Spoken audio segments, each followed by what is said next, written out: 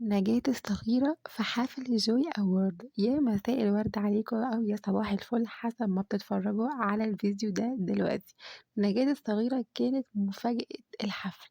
طلعت نجاة الصغيرة والناس قعدت تسقف لها طبعا بعد سنين كتير جدا.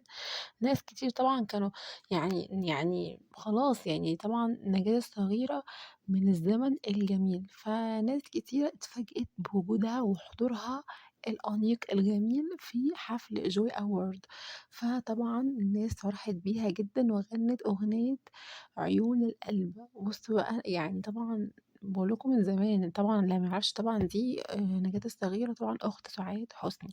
ف يعني كانت بصراحة أنا كانت مفاجأة ليا، يعني كانت مفاجأة ليا كمان، وبصراحة دي من الزمن الجميل وكانت أحلى حاجة في الحفل بالنسبة لي النهاردة.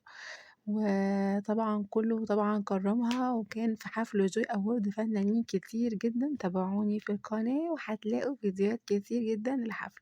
لو عجبكم الفيديو حطوا لايك وصلوا على النبي في الكومنتات واشتركوا في القناة من على الحتة الحمراء اللي تحت الفيديو دي، وفعلوا الجرس، دوسوا على الجرس